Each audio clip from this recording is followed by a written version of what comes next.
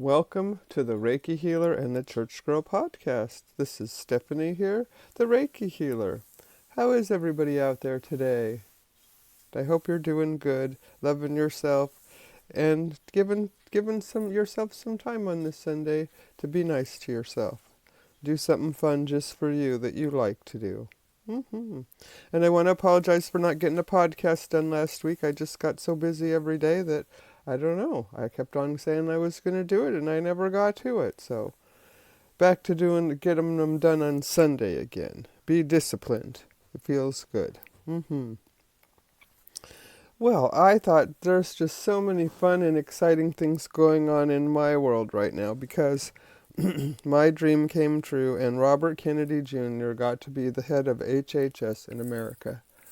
And I know a lot of people think he's anti-vax, but to me, he's pro-science, and he just wants everyone to be able to have the choice of having better food and better medicine.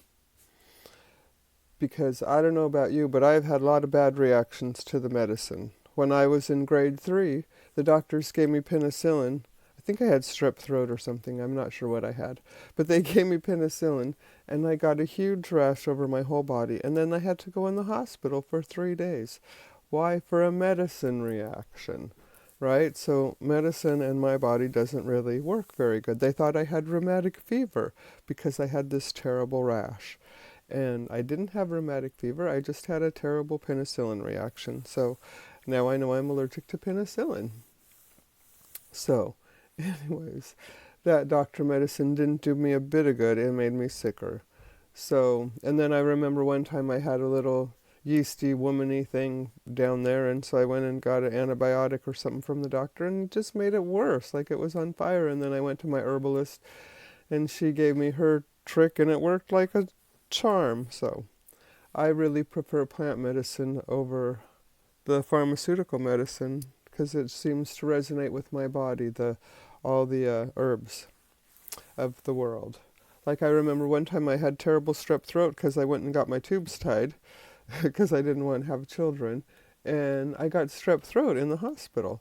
And I thought, well, I know garlic and cayenne and ginger can be antibiotic altogether. So I took a big chunk of ginger and a big clove of garlic, and then like a half a teaspoon of cayenne pepper. And I took the cayenne pepper, then I ate the garlic, then I ate the ginger because that's the most pleasant one at the end, and chewed them all up and swallowed them real fast. And I'm telling you, 3 times a day, and that cured my strep throat. And then of course I gave it to my husband because I'm generous at the time, many years ago, and I cured him of his strep throat the same way because he tried to eat my remedy, and it worked. And so that made me feel so empowered that really, because strep throat can be pretty bad, and I cleared it with plant medicine, so come on, I was over the moon happy.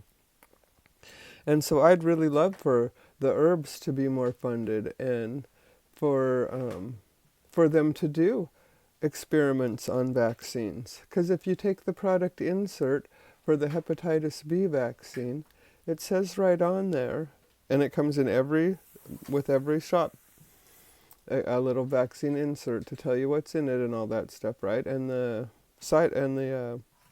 trial that they used for the hepatitis B vaccine was 5 days long on 140 kids, and in the USA they give that shot to everyday old baby. And hepatitis B, come on, you got to use needles or have sex to catch that. And if your mom has it, well, that can mess you up, but they mostly test all the moms for hepatitis B that get pregnant. So, we have ways of protecting babies without giving them a vaccine. And here in Canada, they give that shot at 3 months old. Now, I still don't think a baby's going to have trouble with hookers and needles, except the doctor's needles, until they're very much older. And me, I've just decided I want to stay away from all needles. I'm just tired of needles. Yep, I don't want my skin broken. The skin doesn't want to be broken. No.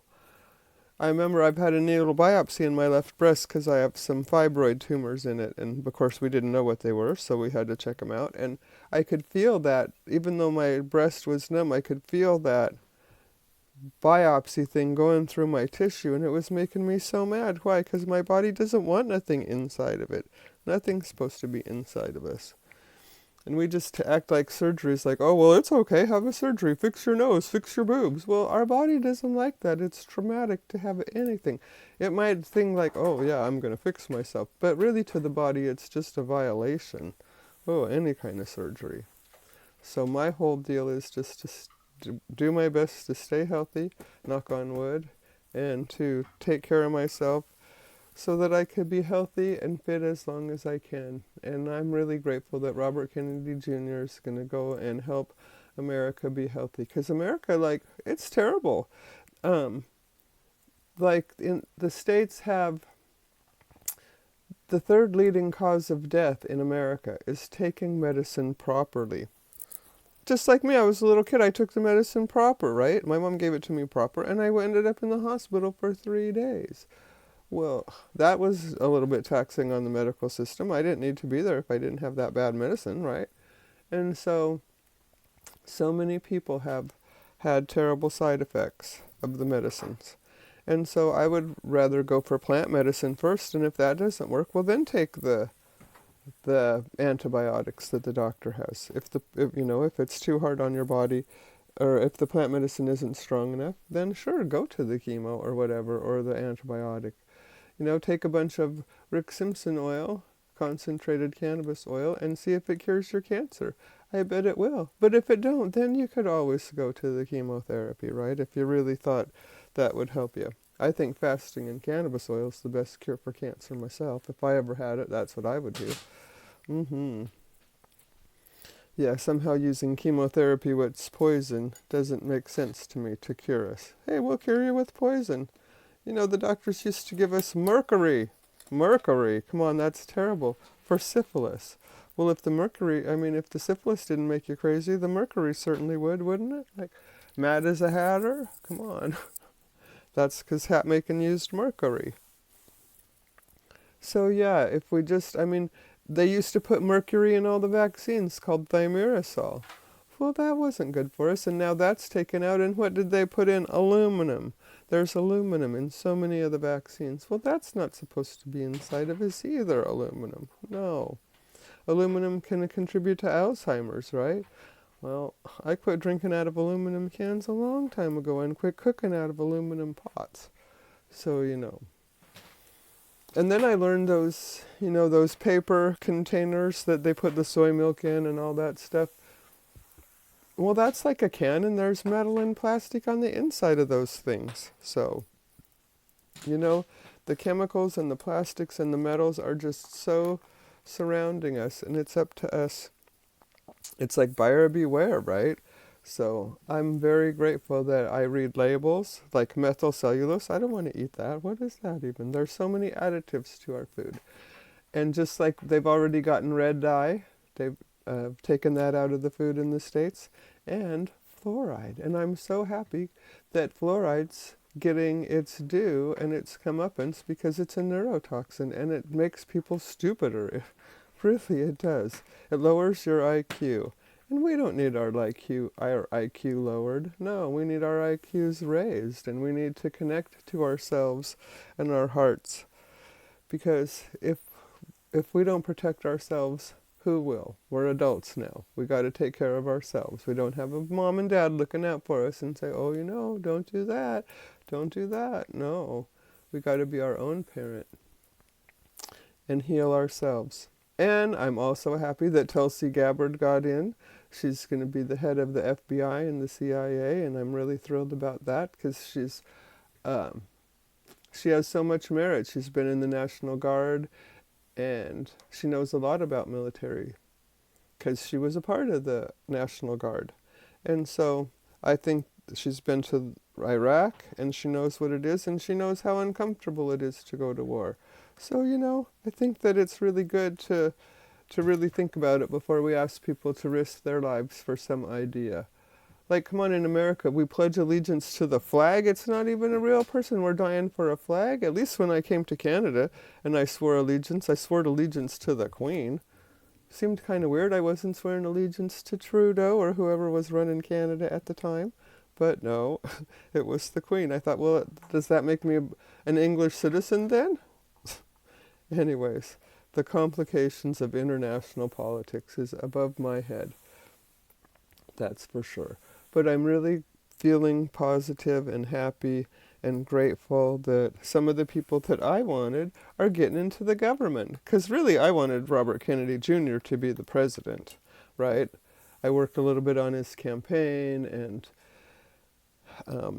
it was really important to me that that we have some change. Oh my gosh, the way the government's going. I mean, the American government's $36 trillion in debt.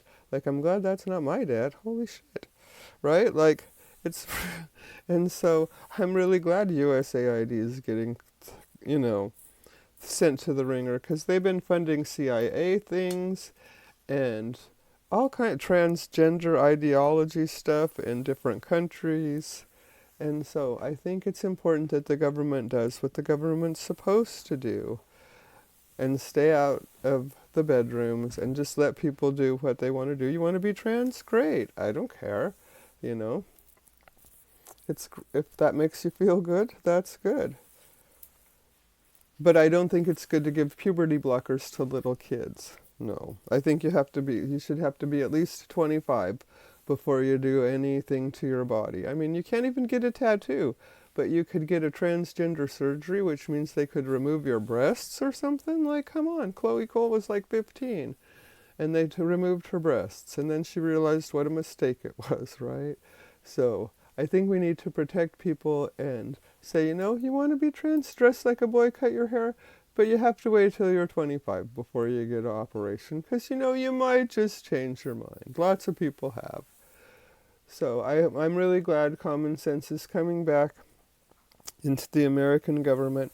I prayed in 2002, get me out of here, God. I don't want to live in America anymore, because I was so appalled at all the wars that America was doing and all the regime changes. And I mean, in Star Trek, they told us, you know, we don't butt into the people's businesses in the countries. And I think that'd be good. However anybody want to live, that's their business. If you get your whole society to go along with it, well then it's okay, right? But we all got a right to live how we want to live. And we all got a right to say our piece. And I'm also very happy that President Trump signed an executive order that children don't have to be given the COVID-19 vaccine to enter school anymore. And if they make a mandate, then they don't get any more federal funds. And that makes me very happy, because I don't think any medicine of any kind should ever be a have to. You have to have this. Because lots of people can have penicillin, but I can't. And so if they said I had to have penicillin, I'd probably die, right? I'd live with a rash. And so I think always having choice. I was born in America, and my whole life they said I have to stand up for my rights or I won't have any. And so that's why bodily autonomy is most important to me. I've been eating organic for 30 years to take care of my health, to put myself first, so that I don't have to be a burden on the medical system. There's so many people that don't understand how to take care of themselves, that think, oh, I could just do anything and the doctor will fix me. Well, I could tell you, my mom had terrible rheumatoid arthritis and the doctors never fixed her. They gave her medicine and took away her pain maybe, but that just took away the pain. It didn't fix the arthritis. Her body just kept on deteriorating, and the side effects from the prednisone totally changed her appearance. It gave her that moon face. And it gave her really old lady skin. She had 110-year-old skin when she was only 50 and 60 and 70. She would bruise at a touch. And so my whole deal is staying away from the doctor. I'm 60 years old. I don't take any medicine. I'm very grateful for that. I'm very grateful that in 1994 I thought, I'm going to be dedicated to eating different and see if my health profile is different. And I do a little exercise. I have a friend, Janice, and she comes to the lake every morning, and she goes swimming. Even today she went swimming. There's ice on the lake. Not for very long, but she's probably in the water 10 or 15 minutes. And she got just a wetsuit down to her knees, so her knees are showing in the water. and her calves. Holy crap. And anyway, so she inspires me to keep on doing my exercise, and so does my back, because if I don't do my floor exercises and my core exercises, then I get a backache. But guess what? I have a teeny backache today, and so I sat in front of the red light, and it took it away, so pretty much. So, there is new ways to fix my back, but still I have to do my exercise or it'll get worse. So I'll make sure I do some exercise today, and I'm so happy that I'm getting the podcast done because I really enjoy connecting with everyone and helping you think a little different, right? Like, it's important just to think, even if you don't like what I'm saying, right? At least I made you think. At least, I said it, and it's important to me, and I'd love to hear what you think. Tell me why you think it's good that everybody has to take a vaccine or something, right? I mean, I'd love to hear what you think, because I'm telling you what I think. And so I just am so grateful that for once politics seems to be doing something I think is good. Like, what a miracle. Oh, and what else is really cool is Joel Salatin. They just put a movie out about him, about the lunatic farmer. But he's totally helping farmers get off of the commodity grain system where you just grow grain or chicken and there's a price set for how much you charge, and this is the chemicals you use, and this is the grain you use. No, use your own brain and pick your own grains for whatever works for you, and nourish your soil instead of just putting poison on the soil to kill everything, right? I mean, Roundup Ready soybeans or Roundup Ready corn, right? That's made so that you could spray a lot of pesticides on it. Or else they put a toxic Bt toxin in there, and it can break open your the stomach of bugs. Well, why does all humans have stomach problems now? Maybe it's given our stomachs leaky guts. The stuff that kills the bugs, right? Maybe it don't kill us, but maybe it just makes us a little sick, because we're bigger than the bugs. So of course it would take more poison to actually kill us. So I just believe that staying away from doctors has made me healthier. And I liked what Heather Hang said the other day. She's a professor from Evergreen State College in Washington. And they fired her and her husband because they didn't believe that there's more than two genders. And I kind of believe there's only two genders too. So I'm very happy that also Mr. Trump said there's only two genders, because that's, again, just common sense. You either have a vagina or you have a penis, right? And I don't know, I wouldn't trust a doctor to try to make my vagina into a penis. No. And I really wanted to be a boy when I was a kid. So now if I was a child, they could get me on that wagon, because I knew who had it better in my house, my mom or my dad. Definitely it was my mom. My dad had more fun.